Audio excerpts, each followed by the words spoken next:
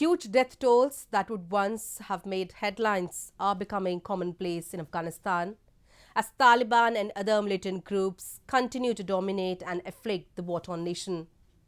A series of recent blasts in Afghanistan explains the miserable law and order situation in the country that is deteriorating by each passing day. Newsweek South Asia has a report.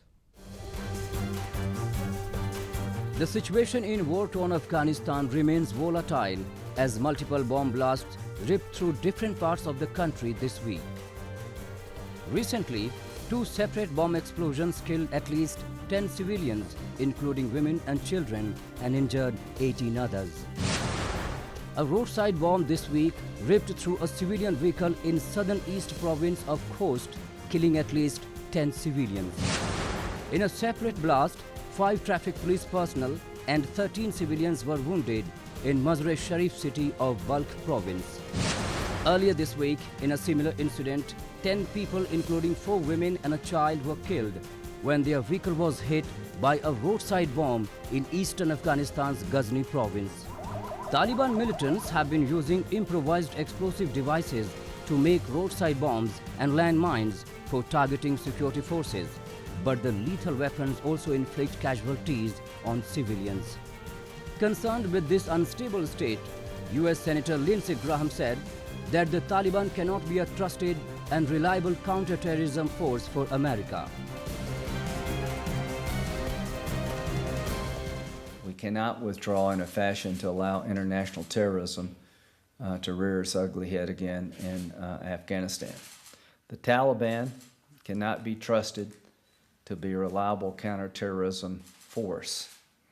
It would be insane for America to rely on the Taliban to ensure that Al-Qaeda and ISIS-K doesn't come back. Emphasizing the role of Pakistan in Afghanistan's conflict, Lindsey Graham further said that the US President Donald Trump's relationship with Pakistan would really accelerate the chance for peace in Afghanistan.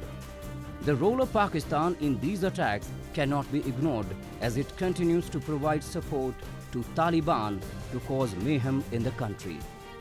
It has augmented Afghanistan's stability by providing intelligence, training, weapons and protection to the Afghan Taliban. Thus, Pakistan's pressure on Taliban would be enormously helpful to resolve the 18-year-long war in Afghanistan. So I see an opening with Prime Minister Khan and General Bajwan that I haven't seen before. And I think the relationship that President Trump has with Pakistan could change behavior in a way that would really accelerate the chance for peace. We all know that if Pakistan applied more pressure on the Taliban, it would be enormously helpful to resolving the conflict here. The Taliban insurgency remains resilient even 2 decades after US-led forces toppled its regime that led to the United States' longest war. In September, the US and the Taliban had appeared on the verge of signing a deal aimed at reducing America's military footprint in the country. But later, Trump abruptly broke off the diplomatic engagement with the Taliban after a particularly deadly spate of violence broke out in Kabul, in which 12 people were killed, including a US soldier. The talks remained halted for over 2 months until the US president, in a recent surprise visit to Afghanistan, informed about the resumed peace talks between the concerned parties.